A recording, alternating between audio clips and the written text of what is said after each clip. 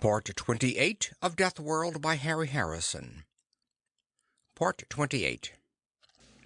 What do we do now? Meta asked. Her voice was troubled, questioning. She voiced the thoughts of all the Pyrrians in the room and the thousands who watched in their screens. What will we do? They turned to Jason, waiting for an answer. For the moment their differences were forgotten. The people from the city were staring expectantly at him, as were the crossbowmen with half-lowered weapons.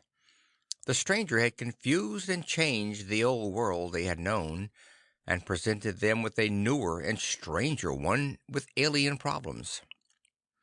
"Hold on," he said, raising his hand. "I'm no doctor of social ills. I'm not going to try and cure this planet full of muscle-bound sharpshooters. I've just squeezed through up to now, and by the law of averages, I should be 10 times dead." "Even if all you say is true, Jason," Meta said, "you are still the only person who can help us. What will the future be like?" Suddenly weary, Jason slumped into the pilot's chair. He glanced around at the circle of people. They seemed sincere. None of them even appeared to have noticed that he no longer had his hand on the pump switch. For the moment at least, the war between city and farm was forgotten.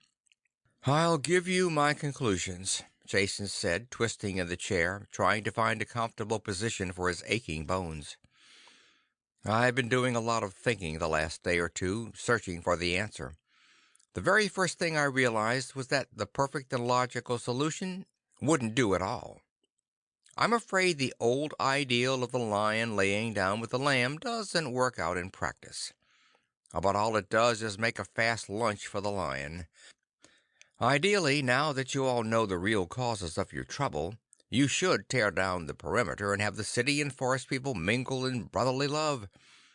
Makes just as pretty a picture as the one of lion and lamb, and would undoubtedly have the same result.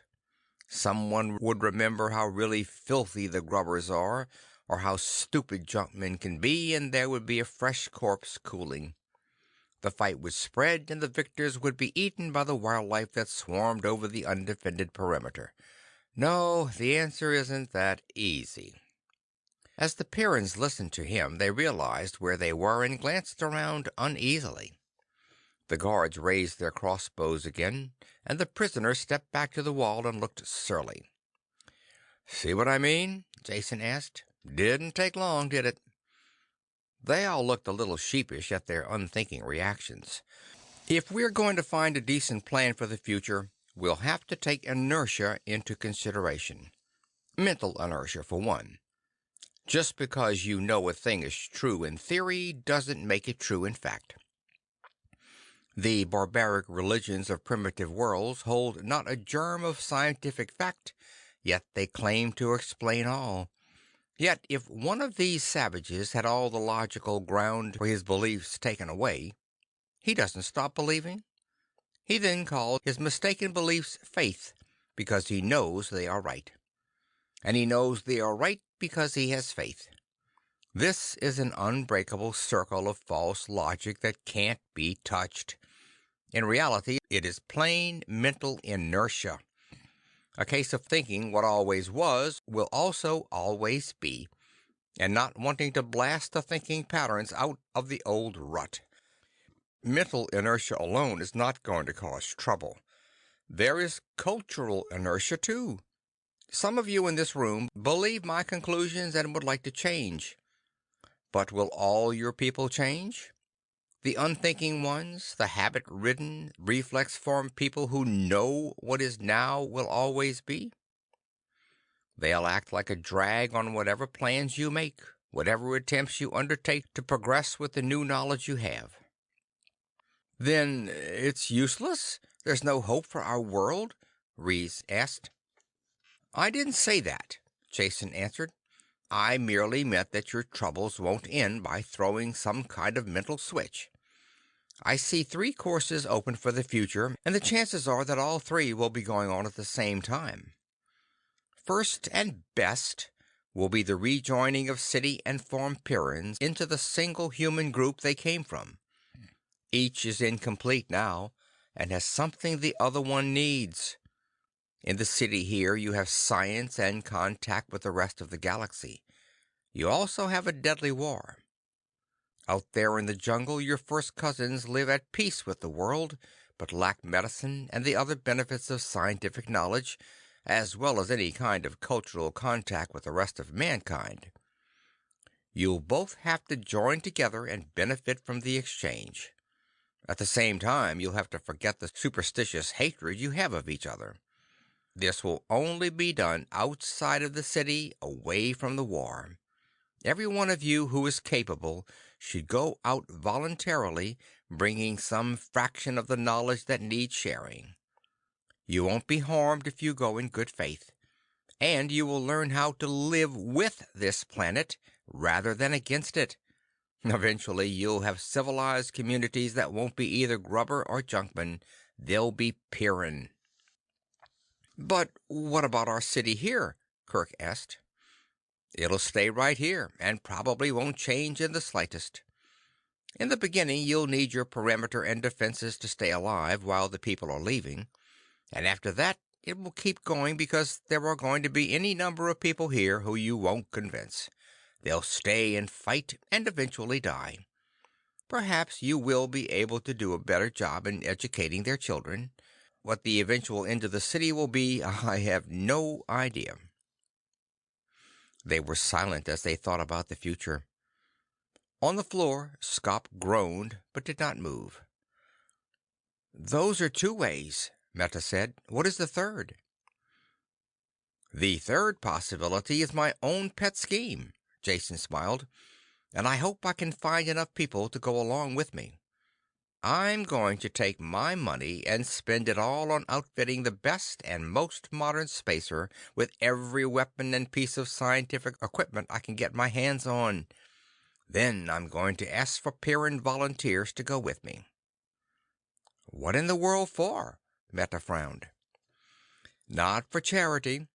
I expect to make my investment back and more. You see, after these past few months, I can't possibly return to my old occupation. Not only do I have enough money now to make it a waste of time, but I think it would be an unending bore. One thing about Pyrrus, if you live, is that it spoils you for the quieter places. So I'd like to take this ship that I mentioned and go into the business of opening up new worlds. There are thousands of planets where men would like to settle, only getting a foothold on them is too rough or rugged for the usual settlers. Can you imagine a planet a Pyrran couldn't lick after the training you've had here, and enjoy doing it? There would be more than pleasure involved, though. In the city, your lives have been geared for continual, deadly warfare. Now you're faced with the choice of a fairly peaceful future or staying in the city to fight an unnecessary and foolish war. I offer the third alternative of the occupation you know best, that would let you accomplish something constructive at the same time. Those are the choices. Whatever you decide, it is up to each of you personally." Before anyone could answer, livid pain circled Jason's throat. Skop had regained consciousness and surged up from the floor. He pulled Jason from the chair with a single motion, holding him by the neck, throttling him. "Kirk, Meta!" Skop shouted hoarsely. "Grab guns! Open the locks! Our people'll be here! Kill the grubbers and their lies!" Jason tore at the fingers that were choking the life out of him, but it was like pulling at bent steel bars. He couldn't talk, and the blood hammered in his ears. Meta hurtled forward like an uncoiled spring, and the crossbows twanged. One bolt caught her in the leg, the other transfixed her upper arm. But she had been shot as she jumped, and her inertia carried her across the room to her fellow Pyrran and the dying offworlder. She raised her good arm and chopped down with the edge of her hand. It caught Skop a hard blow on the biceps, and his arm jumped spasmodically, his hand leaping from Jason's throat. "What are you doing?" he shouted in strange terror to the wounded girl who fell against him. He pushed her away, still clutching Jason with his other hand. She didn't answer. Instead, she chopped again, hard and true, the edge of her hand catching Scop across the windpipe, crushing it. He dropped Jason and fell to the floor, retching and gasping. Jason watched the end through a haze, barely conscious.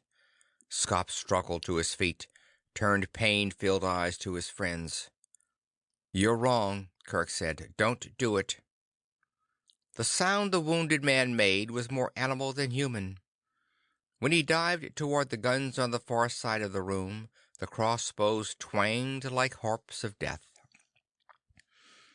When Brucko went over to help Meta, no one interfered. Jason gasped air back into his lungs, breathing in life. The watching glass eye of the viewer carried the scene to everyone in the city. "Thanks, Meta, for understanding, as well as helping." Jason had to force the words out. "Scope was wrong and you were right, Jason," she said.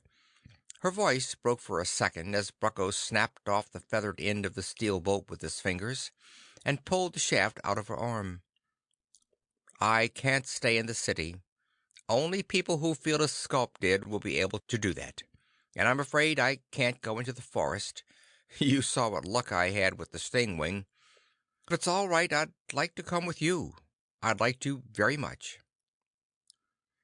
It hurt when he talked, so Jason could only smile, but she knew what he meant. Kirk looked down in unhappiness at the body of the dead man. "He was wrong, but I know how he felt. I can't leave the city, not yet. Someone will have to keep things in hand while the changes are taking place. Your ship is a good idea, Jason. You'll have no shortage of volunteers, though I doubt if you'll get Brucko to go with you." "Of course not," Brucko snapped, not looking up from the compression bandage he was tying. "There's enough to do right here on Pyrrus. The animal life, quite a study to be made. Probably have every ecologist in the galaxy visiting here." Kirk walked slowly to the screen overlooking the city. No one attempted to stop him. He looked out at the buildings, the smoke still curling up from the perimeter, and the limitless sweep of green jungle beyond. "You've changed it all, Jason," he said. "We can't see it now, but Pyrrus will never be the way it was before you came. For better or worse." "Better," Jason croaked, rubbing his aching throat. "Now, get together and end this war so people will really believe it." Reese turned, and after an instant hesitation, extended his hand to Kirk. The gray-haired Pyrrian felt the same repugnance himself about touching a grubber. They shook hands then because they were both strong men. End of Part 28. End of Deathworld by Harry Harrison. This book performed by Phil Chenevert. May of 2019 in Baton Rouge, Louisiana. Hope you enjoyed it.